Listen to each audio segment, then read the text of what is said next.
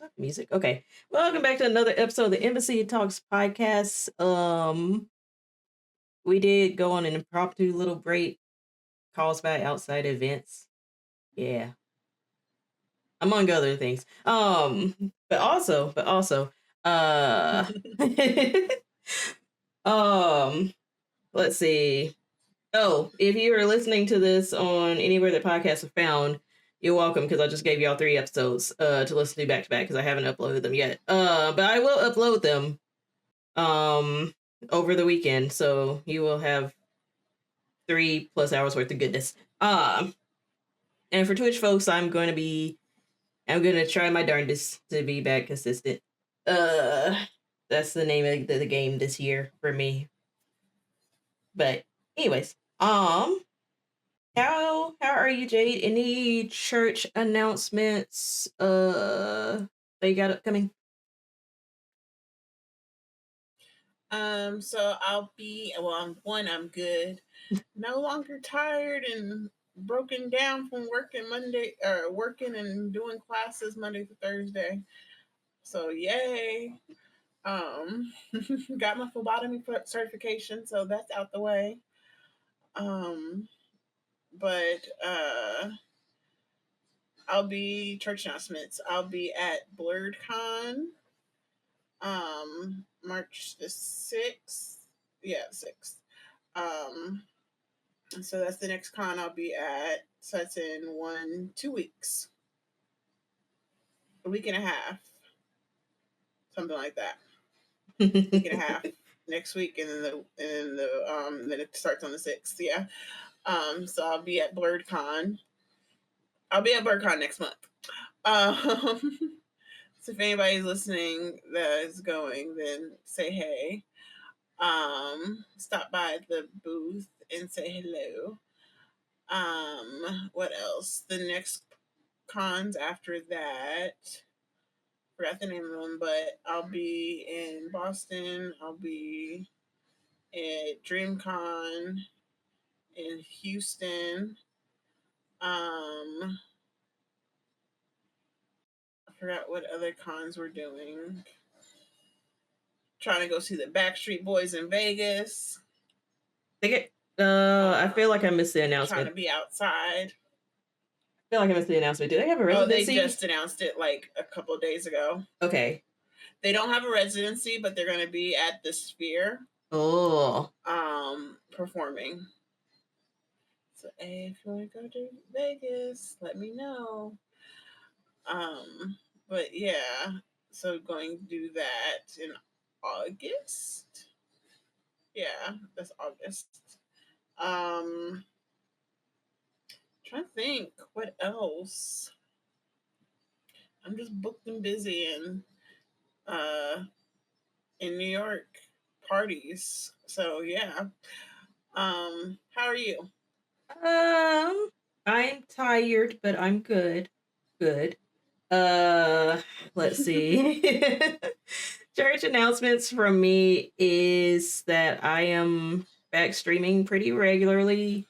So when we're not podcasting, you can catch me on both Twitch and YouTube. I just haven't done the feeder to another YouTube channel for our podcast because I'm like, YouTube chat isn't trained all that well compared to Twitch. I mean, both are wild, but Twitch's moderations for his chat tends to be a bit better. So yeah. So until they do that, I was like, I'll pause on the feeder for YouTube channel for the podcast. But when we're not podcasting, you can catch me on Twitch and YouTube, where I be gaming. And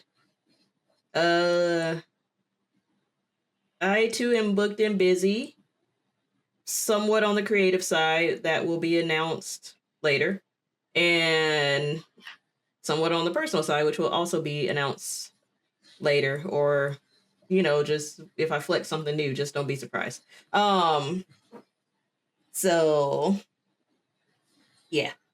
I think that's it for me though, as far as church announcements. But because we've been out for a minute and We actually got a quite an interesting, somewhat packed docket. Let's get right into it.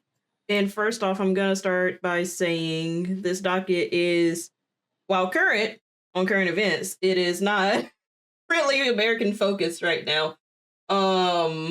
Because honestly, this is an accurate depiction of what we're going through in America. So until this floating dumpster is or floating dumpster fire, excuse me. Until the floating dumpster fire,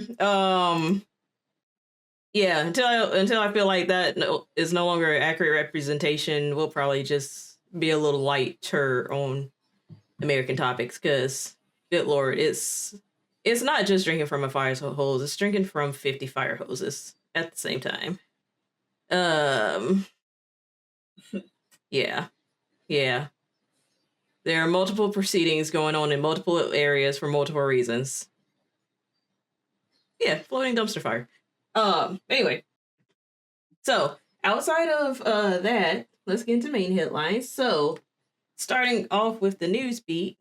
Whoop, this is what happens. Also, my OBS wanted to throw up the other week, so I'm like still putting everything back together. All right, now starting on the news beat, we're taking a trip across the pond first to Germany, where they are actually going to have their early general election next week. In Friedrich Merz, who is of the Christian Democratic Union, which is considered center right, which in American terms is probably center, indoor center left, but center right over there. Is currently the favorite to win. But that said, the AFD, super far right, Nazi friendly party is not far behind, but behind enough. Like, Merz has a comfortable enough lead to where he'll probably win, but it is concerning that the super far right AFD party is like second place. So there's that. Just keep that in mind. But Merz is a former business executive, and he spent years in the political wilderness, kind of just like out there, before capturing the Christian Democratic Union leadership in 2021 at his third attempt. On the campaign trail, he has shown strong views on the economy and trade and wants to revive the Franco-German relationship at the heart of the EU. For the bloc to recommit to free trade and to safeguard transatlantic relations. So very, if you know your history, very like pro how things were in the 90s. I think that was like kind of the peak of free trade when it was a pretty dual partnership when Clinton was in office. And probably before that too, but we're going by super modern history, 90s. So Merz sees an opportunity because he sees Germany's status as Europe's largest economy to not be a dwarf versus an unpredictable Trump. His quote, not mine. But something to note that's interesting is Merz is also more hardline on China than the current chancellor who is about to be booted, Olaf Scholz. However, he's less critical of Russia, but he's still more hawkish on Russia than Scholz was. So just for a little geopolitical interest there. So outside of whatever the hell we're about to do, it would be really interesting, especially if Merz won the elections. I know the early general starts next week. I don't know because their elections last for days. Not like over a week per se, but it definitely, they tend to last more than a day, and they tend to go through multiple rounds. So if Merz does come out as the final victor to be the new chancellor, it will be interesting to see how his vision of how he wants Germany and the EU will take place, especially when we're kind of looking anti-trade right now, pro-tariff and anti-trade. So it's kind of hard to say whether, you know, uh, it's like Merce's vision sounds nice in theory. If you're kind of like on the side of like the general middle stage, everything's kind of cool capitalism, and not the current late stage. Um, so would be really interesting to see how this plays out, if he does win. Especially with us, we're having an identity crisis. So yeah, I'm just interested overall because like it seems like U.S.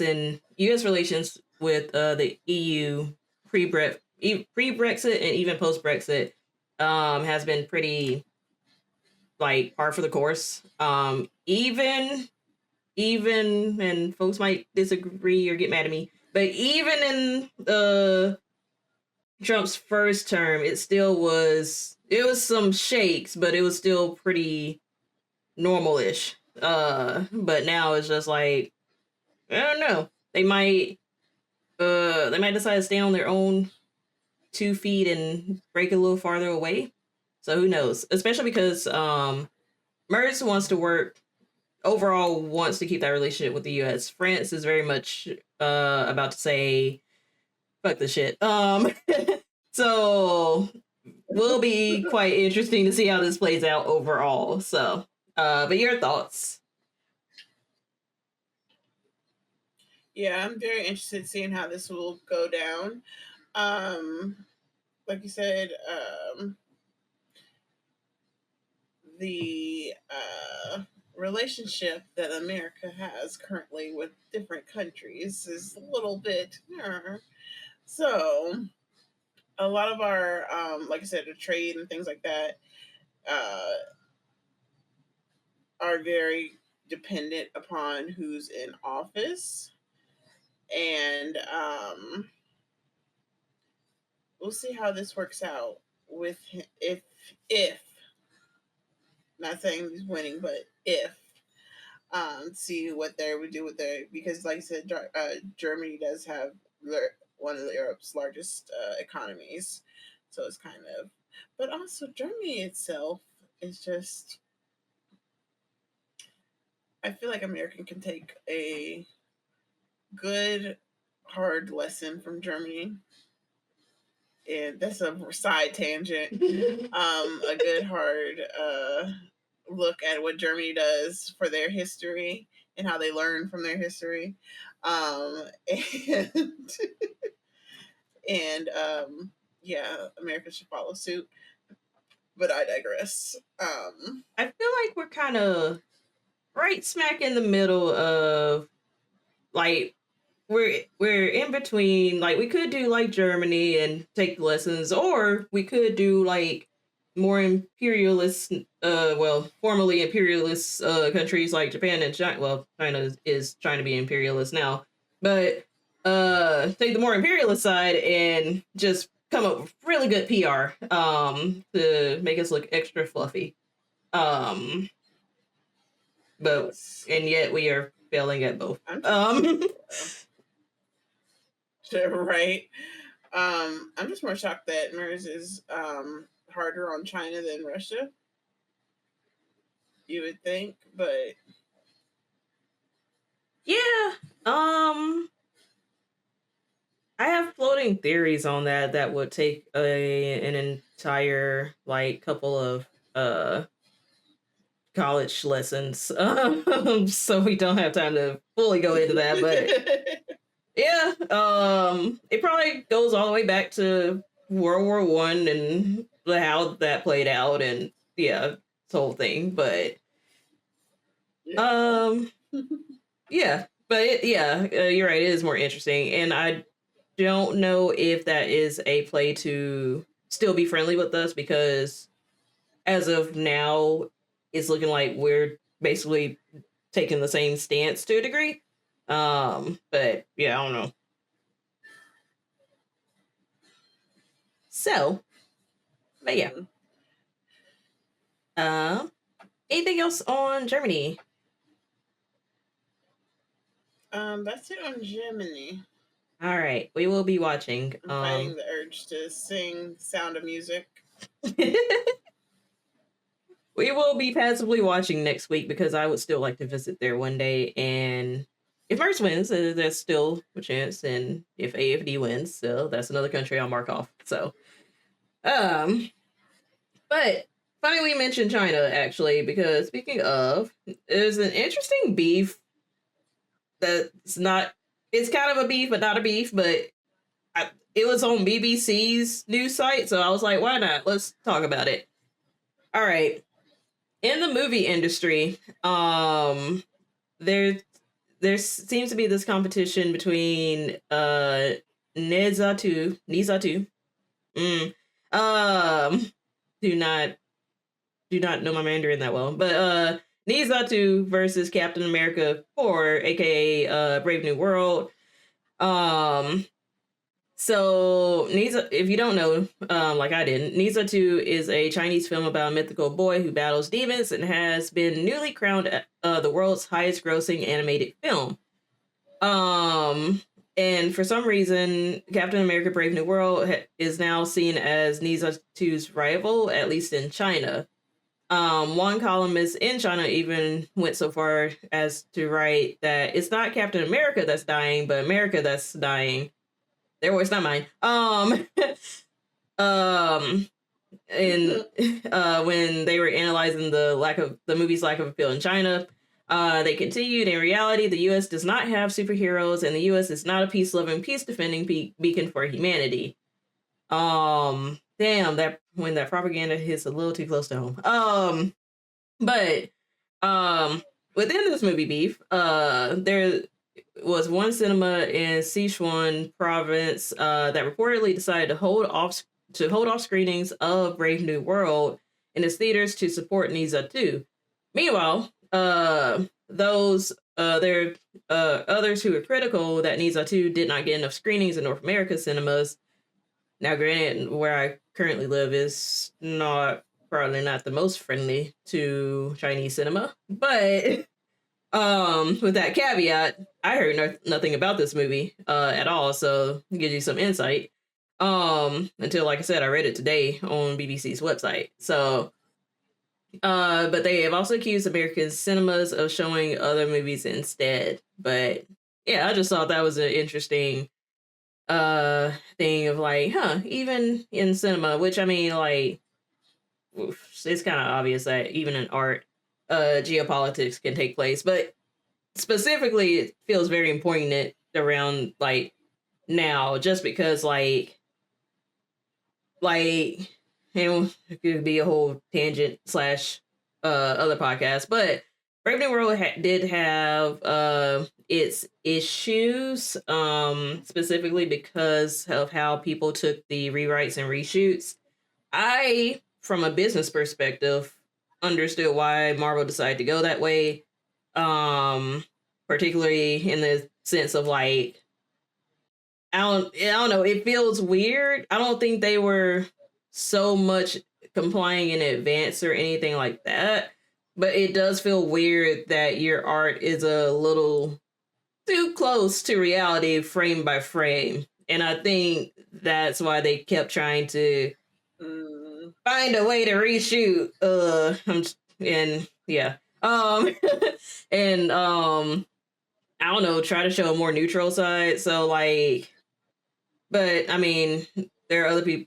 The people on the other side would say like, no, you should show the ugly truth, which is like, yeah,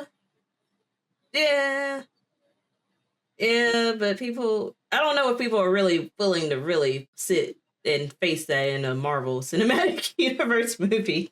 If we're aiming for widespread audience, I don't know. Like I said, business mindset.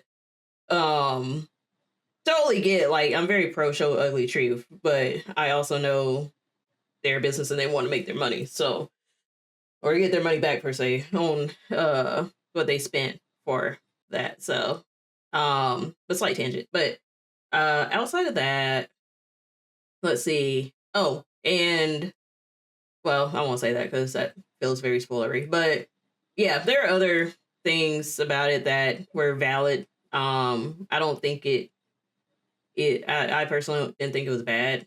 I think it was decent. I'm also, when it comes to That's what I Marvel, keep hearing, that it was bad or decent. that it was decent. Yeah, it was decent. But yeah, when it comes to Marvel, I'm not necessarily how do I say it? Okay, Captain America's not my favorite hero, but I don't mean that in a I don't like him. I just mean that as like, he cool. I just rather prefer watching I don't know, it just didn't grab my attention as much as like Thor or like even Thor, even though Thor had his own bad movies. The Thor or a Deadpool or like Mm-hmm. but yeah. Why that is, I don't know. I'm still processing through that, but yeah. For me it was decent. So, but your thoughts on this interesting movie Beef taking place in China? Yeah, like it's maybe they think it's a whole beef just because it is a Chinese movie. Because one, their movie industry is harder to break into. Not, and I'm not saying like acting wise, but um, the movies that get sanctioned that they can actually play there.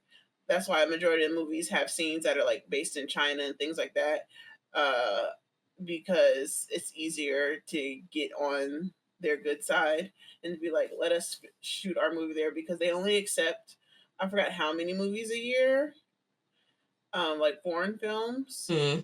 that can play there. So and it's a Marvel movie. It's a big, huge movie. So to say it's going toe to toe with an animated movie, which I'm just like, those are two different genres. But like, I don't get it. What's the beef about? I don't get it. um, but it's interesting. But I can't wait to go see it because I haven't seen the new Captain America yet.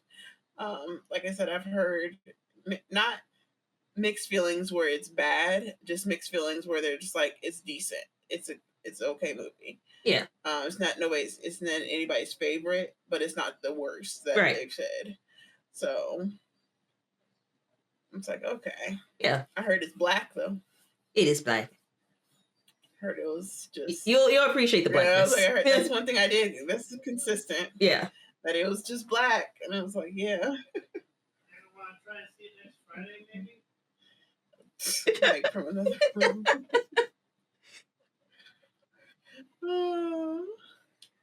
Um. Yeah.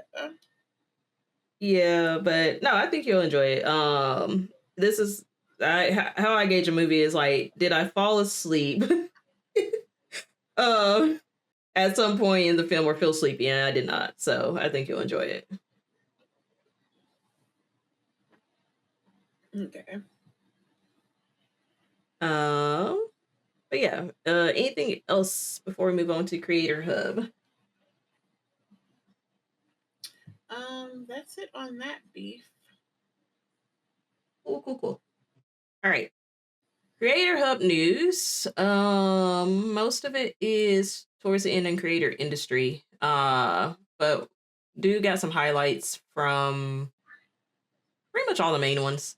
All right. So for Twitch, in a Fast Company interview, the CEO Dan Clancy said YouTube, Facebook, and Kick copy Twitch with their live streaming offerings. I could see an argument for that. I think a lot of people were saying that too. Like, yeah, I could see an argument for that. This actually got announced yesterday. Twitch announced that they would be introducing a storage limit on highlights and uploads starting April 19th of this year. Any amount of highlight content over the 100-hour limit will be subject to deletion on April 20th of this year, 2025. This new limit does not impact VODs, which already have a time-based deletion. nor clips, which are currently available indefinitely. So basically, if you put highlights of your stream up, or you upload something, like say like a channel trailer, you upload that to your creator page on Twitch. That's what has the limit. I personally don't have anything to worry about because I don't really highlight that much, and my only upload is a channel trailer. I think maybe something else, but definitely just a channel trailer is the main thing that I would upload and want to keep up. So I was like, I am way under the 100-hour limit, but I can't speak for people who have been streaming for 10 plus years. They probably have a lot. And as soon as I saw it didn't impact bots, then I was just like, oh, okay, or clips for that matter. But yeah, thoughts on Twitch stuff. On the Twitchy stuff, I could definitely see how, like you said, how Dan Clancy is saying that everybody copied Twitch, because we know that, first of all, we know Facebook Meta copies everything. That's just, it's not a fact, but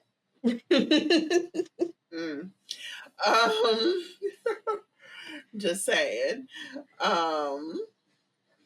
Kick was literally a solution because they couldn't get away with things on Twitch. Yeah, so they made Kick. They couldn't get away with their slurs on Twitch, so they moved over to Kick. I was like, so it's literally Twitch's little sister or little brother that like is in a fraternity and not doing so great in college. Like that's the Kick. YouTube, I can see it, just because they didn't have the streaming platform. It's more video based. Yeah. But then now that they're moving to streaming platform too, it's like, yeah. I can see it. Like, everybody was copying off of me. Yeah, I was gonna say they're newer features for sure. Yeah. For the storage limits, like you said, for people who have been streaming for a long time and have like hundreds or thousands of hours upon stuff, that kind of sucks for them. That it's you have a limit and just be deleted once you whatever is over that limit. So it's like, I wonder why they're doing that now. That's the real question. Maybe it's a server thing. Maybe. Yeah. Like, it always, to me, a lot of things that Twitch does just in my head boils down to money, and it's like that's one less server to have to store these data. So yeah, but your VODs are still safe, so that's always good. Yeah. That's all I have on Twitch. All right. I'll do YouTube and TikTok together I'll do the other three together because it's not a lot. YouTube is buying ads on TikTok to poach creators. For TikTok news, the White House is in talks to have Oracle and a group of U.S. investors take control of TikTok. That'd be interesting. TikTok is also appearing to be expanding the test of a dislike button. I don't be on there a lot, so I haven't seen it. I go for certain stuff and then I'm just like, okay, I'm done. So, and then on Twitter/X is adding a dedicated scrollable video feed. I ain't gonna lie, I haven't really been on there that much. I just promote stuff and leave. And because a certain someone wanted to do a certain hand gesture last month, at least 100 subreddits, including Reddit or our NFL, hockey, NBA, military, which I was like, wow, good for y'all. And PC gaming have banned posting links from Twitter. But your thoughts on those? That's hilarious. To be like, that's petty as hell to be like, yeah, let me put ads out there so we can poach creators. That's petty. That's pretty much. But Twitter.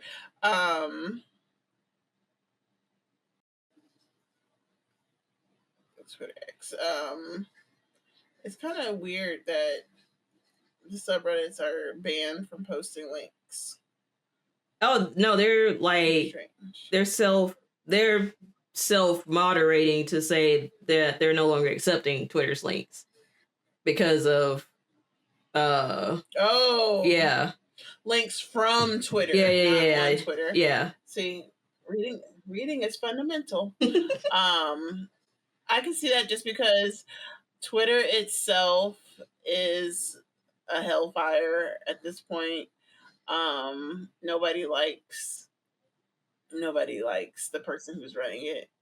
Yeah. Because apparently he has a second job. Yeah. Apparently. Apparently. That's all I'm going to say on that. But yeah, it's lovely to see when people band together to fight a common enemy. Yeah, it's lovely, nice. There are some wholesome things in this world. There are. All right. But yeah. Oh, and anything on TikTok?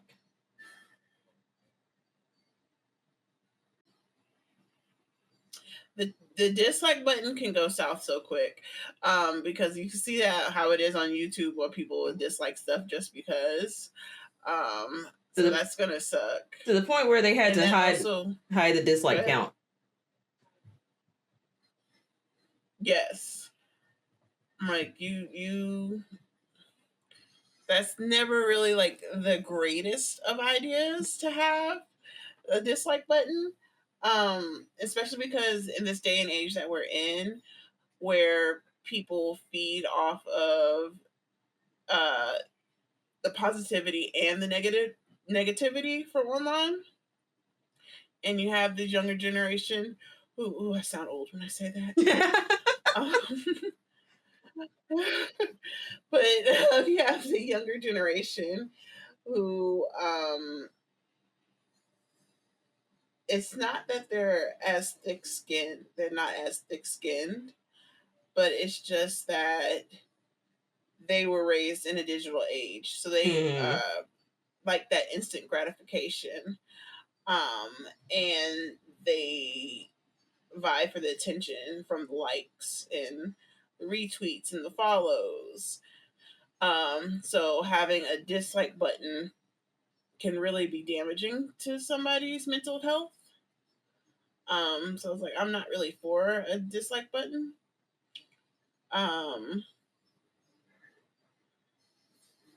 And also, look, anything that happened in that big old White House right now for the next 4 years, yeah. Because I don't know much about Oracle. It's a big software company. Software like company. Like they've been around for ages at this point. So it's like they are reputable in the sense that they've been around.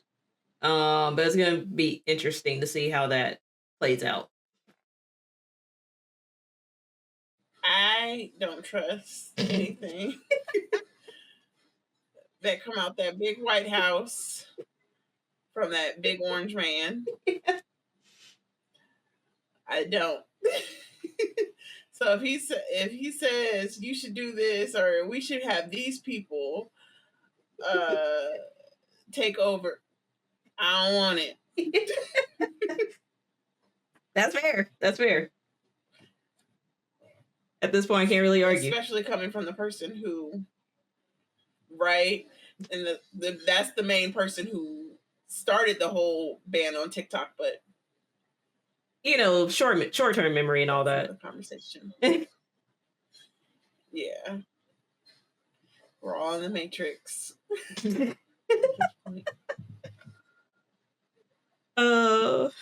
Okay. All right. And last but not least, on the Creator Hub, creator industry news. Instagram Reels can now be up to 3 minutes long. Wow, y'all are late. All right. Instagram is launching a CapCut competitor called Edits. Blue Sky is also launching a custom scrollable video feed on mobile eventually. And Trump's White House is allowing influencers, podcasters, and other creators to apply for press briefing room access because so much room opened up since they banned the AP. But neither here nor there.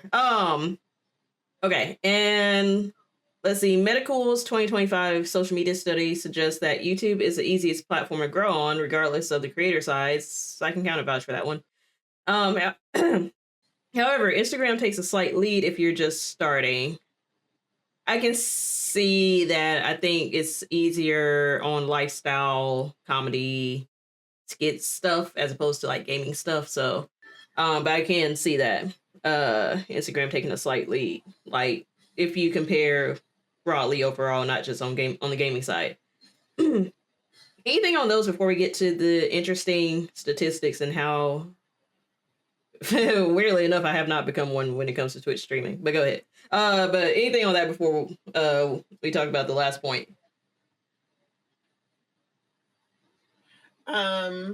So the reels being up to 3 minutes long, that's kind of good because everybody's trying to fill the space that if something happens to TikTok again, to allow its creators to have a broad spectrum of options. Mm-hmm. So they can, but they also can bring revenue over to their platforms. So I can see how reels being 3 minutes long, that's much longer and better for, they can compete with like, say like Facebook videos, how people run their videos on there or on, not TikTok. What's the other one? Snapchat. How even though they're short videos, but you can post multiples to make the longer clips of them. So I think that's a good thing. With them creating their own editor, like to compete with CapCut, again, smart because oh my god, when I realized that I deleted CapCut off my phone and I couldn't get it back until they finally re-added them back to the App Store. Oh my gosh, I was just tripping out. I was just like, oh, I hope it's on my laptop so I can edit videos on there because I have to edit content. So sometimes I'm lazy and I do it for my phone, and it's good to have CapCut there. But I also would feel so weird if it, as long as it's its own thing and not linked to your Instagram. Yeah. I feel like that would be okay. Because CapCut though, it's easy to upload and to upload your videos. So if they make something similar that's easy to use, yes. Again, I'm still not big on Meta, but if it's a useful tool, if something were to happen to TikTok again, so all the subsidiary companies would go away as well. So that would be like bye-bye CapCut, and a lot of people, especially in a lot of people within the industry use it. So they need like an alternative that's still something that's easy to use, that's user friendly, that's cheap if you don't get the premium, and just easily accessible. So if that could be it, then cool. Blue Sky, look at y'all growing up. it's nice to see it like it start from its little roots to like it's just sprouting and adding new features more and more and trying to compete to make sure that people have an alternative to Twitter. Because your mama needs Twitter. Um, so it's like, yeah. So I was like, that's pretty good. Um, I look. Why does an influencer like you see? I'm going through the points, and as soon as I got to that one, why does an influencer need a press pass? I get certain ones. If you get actual ones who do like political commentary, yes, that happen to have podcasts, like how Hassan, he started out on the Young Turks. He was a journalist. It's like that was his medium. He switched over once he left that, he switched over to Twitch, but originally journalist. Like Don Lemon, he streams now, not on Twitch, but on I forgot what platform, but he streams is like that's a journalist. I know Twitter for sure. He might like do because I know he's basically freelancing, soloing. He might do something with like StreamYard and be on platforms, but yeah. Yeah. But I think it might be like YouTube or something. Maybe. He might have like a YouTube channel. But he streams somewhere. I just know he has it. My mom watches it. So that's why I know. It's like he streams somewhere. My mom watches it. But people like that, those are content creators who I feel like, okay, yes, you should have a press pass because you actually have a journalistic background. You're going to ask actual questions. And you know, neither Hassan. I have no business. I was gonna say, now you know, neither Hassan nor Don Lemon are gonna be the press passes. Correct. Like, because of M's background, I would trust her to go to the White House to ask questions and to be a part of the press. Me, not so much. I don't have that much faith in myself.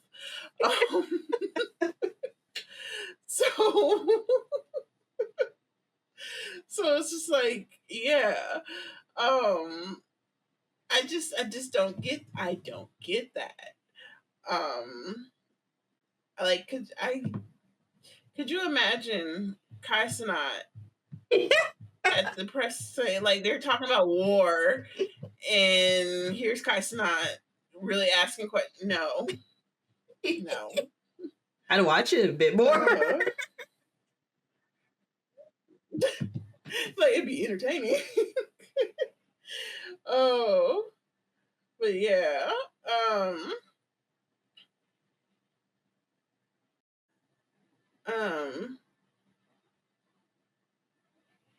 And then we haven't gotten to last. Well, no, we got into the second to last point. Yeah.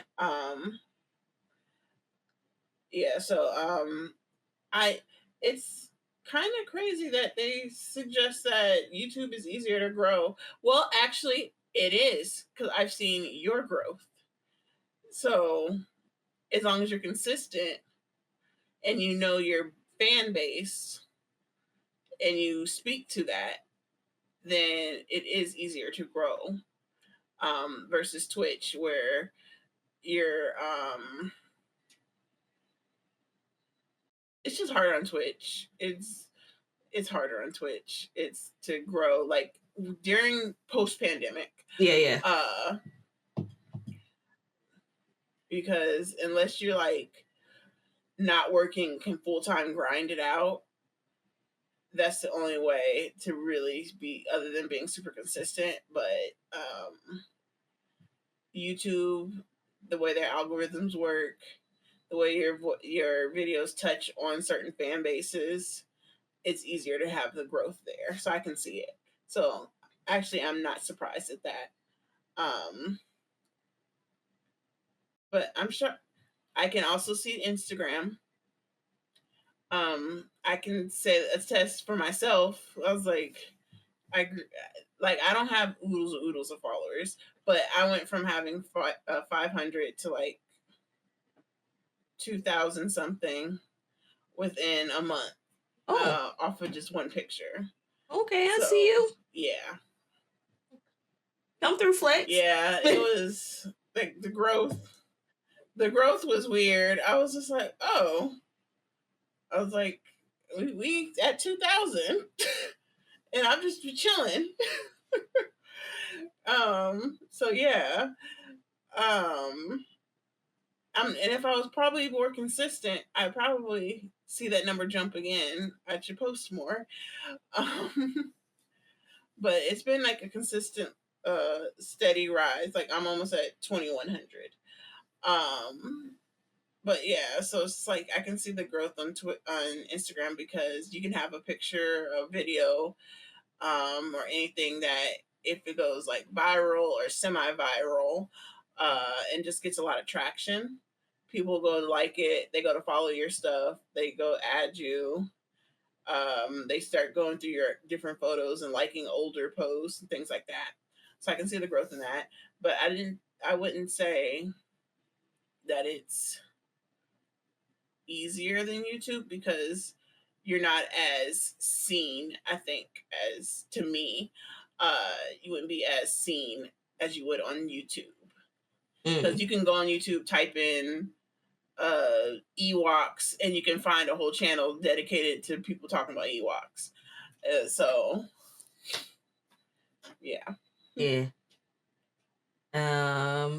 Yeah, I agree with all that. And I do feel like if I had pivoted or created another Instagram or like broadened it out a bit more, then I probably would get more followers. But I'm also just like, well, I was in the phase of like, yeah, let's just stick to gaming now, and now I'm in the phase of like, oh, we definitely sticking to the gaming, because y'all can't get nothing else outside the little snippets of this podcast, right now. So, and a cute picture every now and then. But yeah, yeah, I thought that was really interesting. And yeah, YouTube has been pretty easy to grow on. I know I mentioned a second YouTube channel, and I am gonna actually do something with it probably next month. I want to compare and see because my niche on that channel will be a lot broader. If it'll be even easier to grow on now that I know what I'm doing. Also, I will say the algorithm's being kind of apparently, right now, but still overall YouTube is pretty easy to grow on. If you know what you're doing and you take the time and learn and, have some level of consistency. You ain't gotta post every day, because I damn sure don't. But definitely like weekly, bi-weekly, something like that. So yeah. All right, last point. So from 2022 until the present, post pandemic, which is like I think that's pretty accurate. Way to take the data. But nearly 56% of people quit Twitch streaming after 1 month. After 2 years, it rose up to a total of 88%. So after one month in 2022, 56% of people quit streaming. From 2022 to 2024, let's say end of 2024, about 88% quit after 2 years. And I'm just over here like, I'm kind of surprised I haven't become a statistic yet. I mean, yay. I mean, honestly, like, I foresee if something blows up, I foresee it being one of the two YouTube channels or both of them. Not necessarily Twitch, but it would be nice. But at this point, I'm just chilling and vibing here. And, I've met some pretty cool people through the years. So it's like, yeah, that's kind of why I keep doing it. Because now I like have my own little community. So it's like, meh. But like I said earlier, Twitch is just hard to grow on. So YouTube is like a lot of research and work and already knowing your audience. Twitch is networking to find your audience, and or standing out in some way that will attract an audience. I feel like that's just me though. I could be wrong. I don't know. Who am I to say? But that's just my observation. There you go. But what are your thoughts?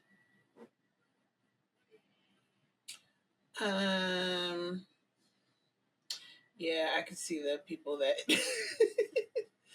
the 88% quitting after 2 years. Yeah, it's a hard grind. It really is.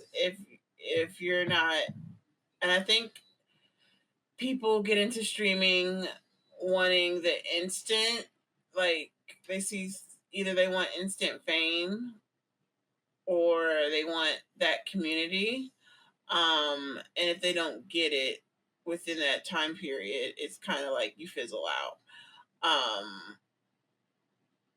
So either you're streaming just to like have fun with your friends, or you're streaming to get like famous. Not famous, but yeah, like pseudo, like within the Twitch world, within the streaming world, there are people who are known. So like you go to cons and stuff, and you meet them, and you're like, oh shit, it's such and such, and like you can. Not everybody's at the Kai Cenat level, but they're like smaller. They're smaller time streamers that aren't smaller time, but they have a large audience. It's just that unless you're part of that audience, you really wouldn't know them. So it's just like, oh, you're Twitch famous. It's like that's pretty much what it is. Like there are plenty of Black streamers that I know of and like watch, and then when you see them at cons, you're like, oh snap, that's such and such. But then like it's not like they're on the level of being like, oh, I'm famous. It's just you're Twitch famous. Some people aspire to be that.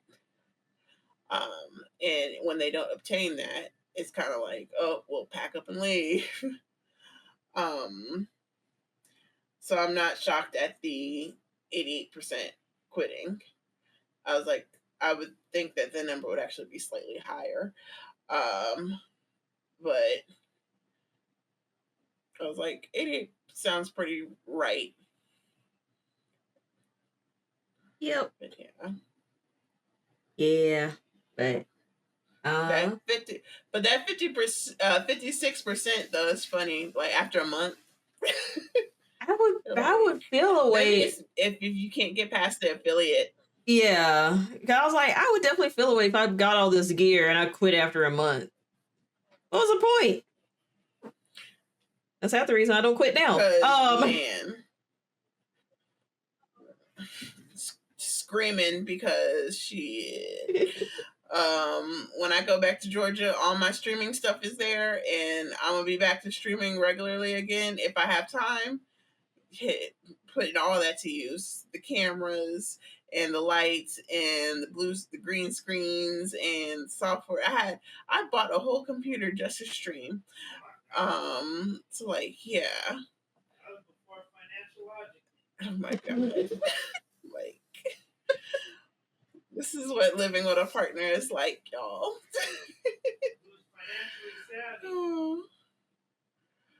But yeah. But all right, anything else before we move on? Nothing else on that. Never forget. Oh my god. I'm unemployed and we're living just fine in New York. Never forget. Yes, we're living great. All right, just don't care, so do we care. Let's talk about. Oh, my pictures are just off center today. Okay. Can't quite make a point. Okay, there we go. Let's talk about the astronauts versus Musty. And no, there's not a picture of him up there because we don't platform Nazis on this app. So that's right. So Musty and European astronaut. So the European astronaut in question is not pictured here. These are the astronauts who are still up in space. They, in their own words, they are not stranded. They weren't left alone, but their mission got delayed, I guess, a bit. So they're still returning home sometime this year. I think March or April. But anyway, the astronaut who hit back is not pictured, but Andreas Mogensen exchanged barbs online after Musty suggested in a recent interview that 2 NASA astronauts were left on the International Space Station for political reasons. Mogensen shot back, basically, you know damn well that's not the case. And he also said, even now, you're not the one sending up your rescue ship to bring them home. They're returning on the Dragon capsule that has been on ISS since last September. Just a little pettiness. I was just like, how you piss off NASA and astronauts and other astronauts?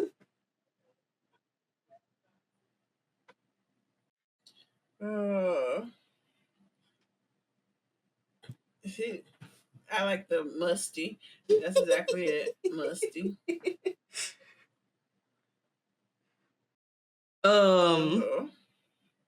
But yeah, it was just like, now you pissing off astronauts who are typically pretty chill and don't really trade political barbs.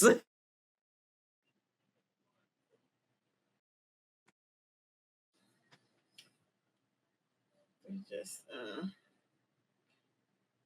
it's like, dude, why would that be a political political move in order for them to get stuck up there? And that they say they're not stuck, so it's like, okay, y'all just been there forever. But yeah, it's like, what political gain was that for them to be stuck there? There's none. Not at all. But anyway, yeah, just a snapshot of, that was a small snapshot of our discourse today. But yeah, anyway, that was all I had. Did you have anything for this week? Outside of the flaming floating Mike, who just don't care. I mean, yeah, outside of Mike too. I was gonna say outside of the flaming floating dumpster fire. Referenced earlier. Let me see. I don't think there's anything. Because I don't think we can talk about. I'll ask you after this. Okay. And then maybe we can talk about it next week. Okay. But yeah. My answer would probably be no, but something that I was wondering about. Okay. Yeah, there was something that I saw that I was like, a news beat, and I was like, I wonder if we can talk about that. But yeah. But that's it for that. Okay. All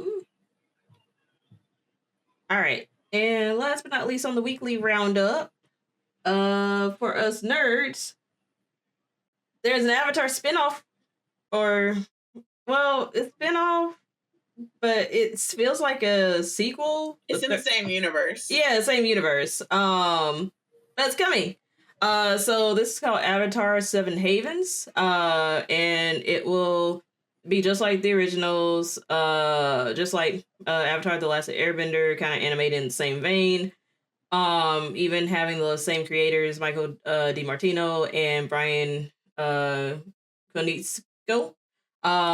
It's confirmed for 2 books with 13 episodes each. Also, I'm not gonna hold you. I saw in one of the Discords I'm in, one of the Discords I was in, I saw someone post something about it, and I was like, "Did you check your sources?" And then I like did my Googles when I was making the document. I was like, "Oh snap, this is real. Cool." But per their press release, it's set in the world shattered by a devastating cataclysm. The series will follow a young earthbender who discovers she's the new Avatar after Korra, but in this dangerous era, that title marks her as humanity's destroyer, not its savior. And she's going to be hunted by both human and spirit enemies. And she and her long-lost twin must uncover their mysterious origins and save the 7 Havens before civilization's last strongholds collapse. feel like y'all really hitting our current society on the nose here. It doesn't have a premiere date yet. It will likely come after the upcoming feature film focus on Aang, which is scheduled for January 2026. But what are your thoughts on Avatar returning when the world needed it most? I can't wait. I saw the news for it just this afternoon from what's his name, who did the voice of Zuko. Oh, Dante Thank Bosco. you. And Korra, they have a podcast. Yeah, Dante Bosco, because they have a podcast where they go through each episode, they watch and they discuss, and they have like guests who did different voice actors and actors, period, and just different people on their podcast. And they announced it. So I was just like, yeah, this is so exciting. I like the basis of it that the Avatar not only is the new Avatar, well, of course we know it's going to be an Earthbender, but also that they're a twin. Mm-hmm. So that's interesting. I'm the third series. Yeah. So that's interesting. I swear. Invest in the brand. Always have to remember that. That's our team logo motto in this household. Invest in the brand. But yeah.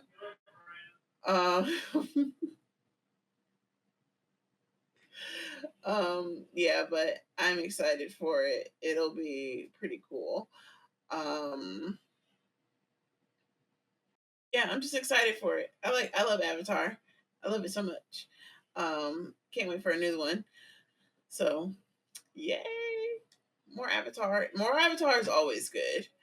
So yeah. And then I can't wait for the show to come back. I'm ignoring now. At this point, I'm just ignoring. Oh. But yeah. I'm excited for it. Can't wait. I wonder like how that fact that the original creators are attached to the show, so that gives it hope that it's going to be good. Because as we saw when they weren't part of the first movie, that was terrible. And so yeah, so we shall see. Yeah, I'm super excited for it. I'm excited. Alrighty. Anything else before we close out? I gotta go work out, so.